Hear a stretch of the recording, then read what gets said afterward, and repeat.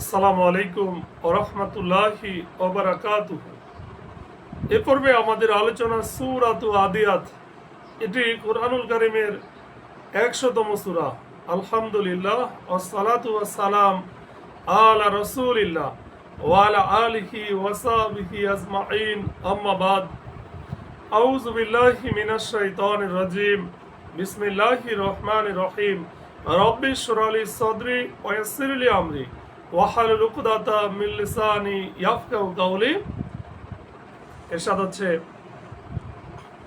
শপথ সেই ঘোড়াগুলোর যারা ঊর্ধ্বশ্বাসে দৌড়ায়। ওয়াল আদিয়াতি দবহান, দবহা ওয়াল আদিয়াতি মানে শপথ ধাবমান ঘোড়াগুলোর, দবহা যারা দৌড়ায় ঊর্ধ্বশ্বাসে। অতঃপর নিজের খুরের ঘর্ষণে আগুন ছুটায়। ফালমুরিয়াতি কদহা, ফালমুরিয়াতি অতঃপর যারা বিচ্ছুরিত করে, কদহা মানে খুরাগাতে আগুনের ফুলকি। অতঃপর সকালে হঠাৎ আক্রমণ চালায়। ফালমুগিরাতি সুবহা, মুগিরাতি মানে অতঃপর যারা অভিযান চালায়, সুবহা প্রভাতে সকালে, আর সে সময় ধুলি উড়ায়। ফাআসারনা বিহি নাকআ, ফাআসারনা অতঃপর উড়ায়, বিহি নাকআ ধুলি ধুলাবালি। অতঃপর শত্রু দলের অভ্যন্তরে ঢুকে পড়ে।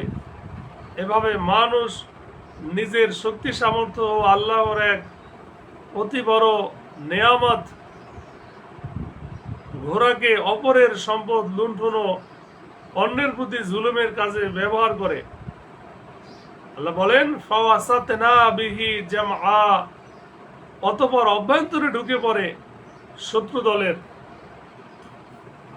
বস্তুত মানুষ তার রবের প্রতি বড়ই অকৃতজ্ঞ।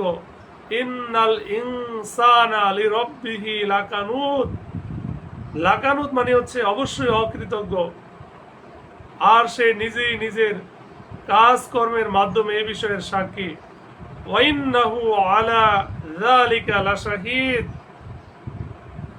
আর ধন সম্পদের প্রতি অবশ্যই সে খুবই আসক্ত। ওয়াইন্নাহু লিহুব্বিল খায়রি লাশাদীদ, সে কি জানে না কবরে যা আছে তা যখন উত্থিত হবে।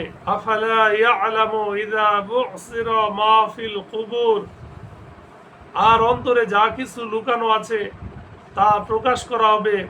ওয়া হুসিলা মা ফিস সুদূর, নিঃসন্দেহে তাদের প্রতিপালক সেদিন তাদের সম্পর্কে পুরোপুরি অবহিত থাকবেন।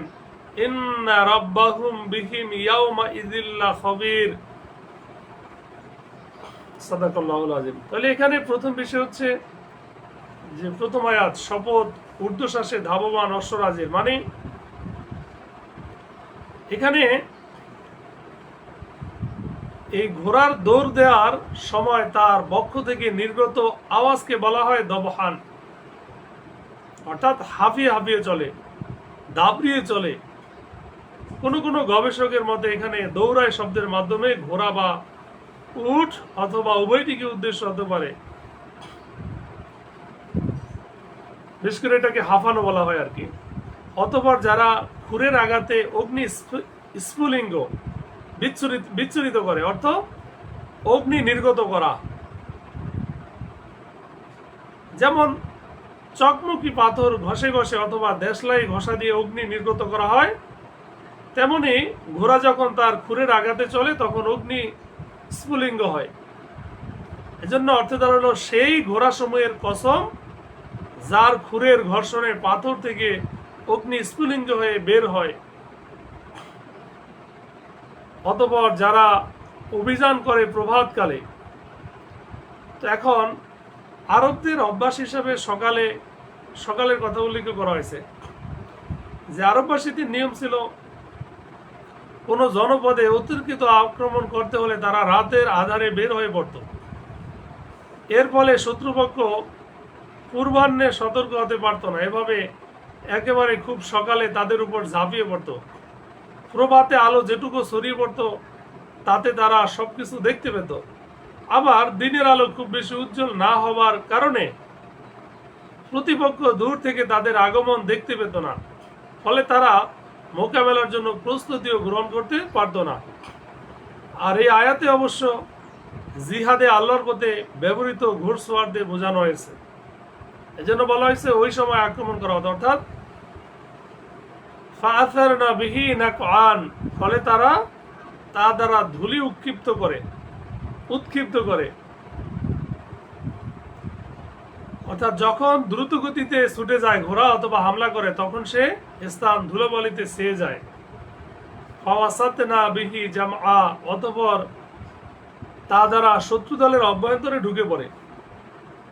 অর্থাৎ সেই সময় বা সে অবস্থায় যখন আকাশ ধুলোবালিতে ছেয়ে যায়, তখন এই অশ্বদল শত্রু সেনার মাঝে ঢুকে পড়ে আর ভীষণভাবে যুদ্ধে লড়ে। আল্লাহ বলেন, ইন্নাল ইনসানা লিরাব্বিহি লাকানুদ, নিশ্চয়ই মানুষ তার রবের প্রতি বড়ই অকৃতজ্ঞ। এখানে এটা হলো কসমের জবাব, যে মানুষ বলে উদ্দেশ্য হলো কাফের, অবিশ্বাসীকে। সকল মানুষ উদ্দেশ্য নয়। ওয়াইন্নাহু আলা যালিকা লাশাহিদ, আর নিশ্চয়ই সে বিষয়ে সাক্ষী। অর্থাৎ মানুষ নিজেই এ বিষয়ে সাক্ষী। এই সাক্ষ্য নিজ মুখেই প্রকাশ করতে পারে, আবার কাজকর্ম অবস্থার মাধ্যমেও প্রকাশিত হতে পারে।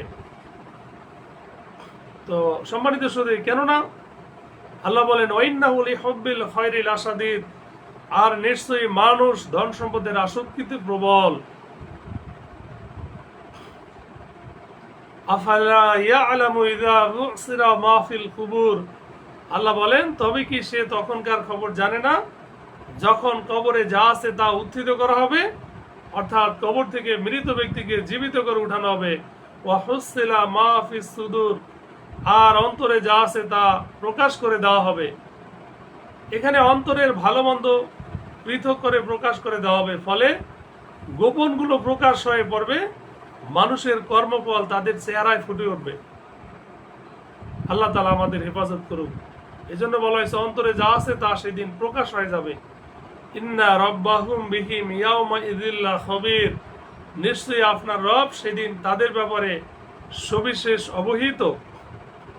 অর্থাৎ যে প্রভু তাকে কবর থেকে বের করবেন এবং তার অন্তরের রহস্য উদ্ঘাটন করে দেবেন, তার ব্যাপারে প্রত্যেক ব্যক্তি জানতে পারে যে তিনি কত খবর রাখেন, আর তার নিকটে কোনো কিছু গোপন থাকতে পারে না। সুতরাং তিনি প্রত্যেককে তার নিজ আমল অনুযায়ী ভালো অথবা মন্দ প্রতিফল দেবেন। এটা যেন ওই সমস্ত ব্যক্তিদের জন্য সতর্কবাণী যারা আল্লাহর নিয়ামত দ্বারা উপকৃত তো হয়, কিন্তু তার কৃতজ্ঞতা না করে অকৃতজ্ঞতা প্রকাশ করে থাকে। অনুরূপ ধন সম্পদের আসক্তিতে বন্দী হয়ে তার সেই হকসমূহ আদায় করে না, যা আল্লাহ তাআলা অন্যের প্রাপ্য হিসেবে নির্ধারণ করে দিয়েছেন। আল্লাহ তাআলা আমাদের সঠিক বুঝ দান করুক। আমিন।